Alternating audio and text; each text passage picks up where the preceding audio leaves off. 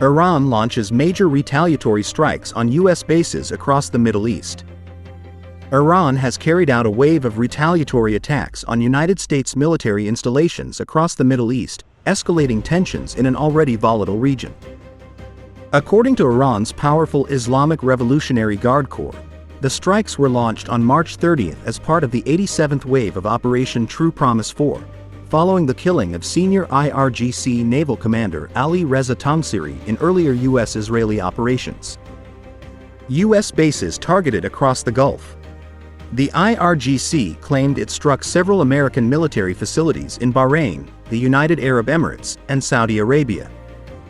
In a statement released through Iranian state media, the IRGC said the operation specifically targeted locations linked to the United States Fifth Fleet, which is headquartered in Bahrain and plays a central role in U.S. naval operations in the Persian Gulf.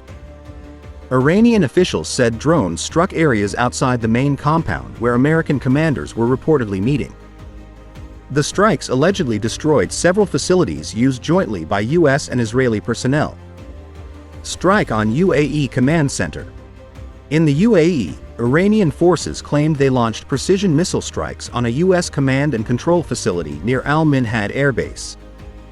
According to the IRGC, more than 200 mid-ranking U.S. officers were present at the site when the missiles hit, though independent confirmation of casualties has not been released. Saudi radar systems hit. Iran also said it struck warning radar systems outside a Saudi military base used to support F-16 Fighting Falcon operations. The radar systems were reportedly responsible for guiding air defense and fighter aircraft in the region. Israeli-linked ship targeted. Separate Iranian missile attacks reportedly hit an Israeli-owned container ship, the Express Room, in what Tehran described as part of a broader maritime response to the killing of its naval commander. Iran dedicated the operation to Tangsiri, who was reportedly wounded in earlier U.S.-Israeli strikes on March 26 and later died from his injuries. Escalation in Bahrain. Bahrain, located just 768 kilometers from Iran, has become one of the most heavily targeted areas in Tehran's retaliation campaign. Satellite imagery circulating online reportedly shows significant damage at the Sheikh Issa Air Base, where an ammunition depot and several aircraft hangars were allegedly destroyed. Images also suggest damage to radar maintenance facilities and drone storage hangars used by U.S. forces. Because Bahrain hosts the headquarters of the United States Fifth Fleet, analysts say the island nation has become a key strategic target in the conflict. Industrial facilities also hit. On March 29, Iran said it carried out missile and drone strikes on aluminum production facilities in Bahrain.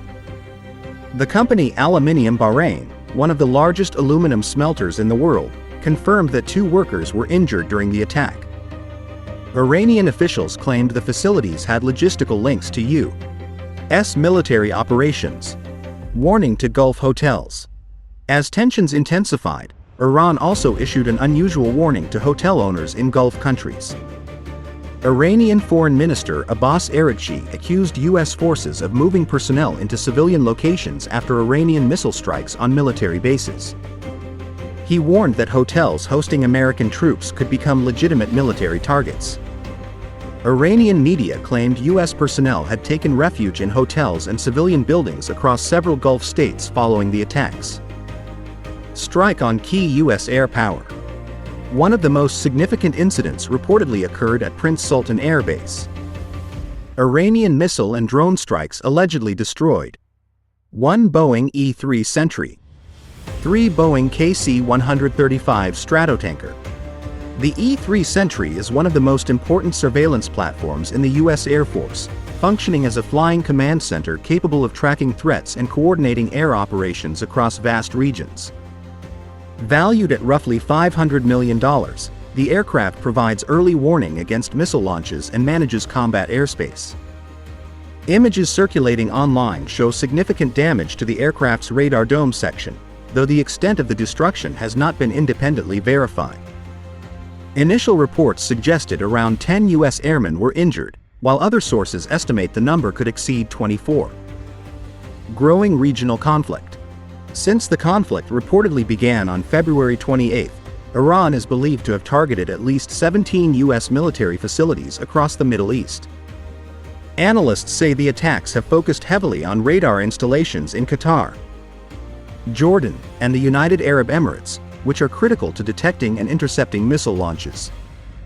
Some experts warn that the damage to radar networks could significantly weaken regional air defenses.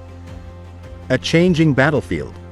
Before the escalation, the United States had already deployed several E-3 Sentry aircraft across the Middle East and Europe to monitor Iranian missile activity and protect Allied airspace. But if these reports are confirmed, the destruction of such high-value platforms could complicate U.S. surveillance operations in the region.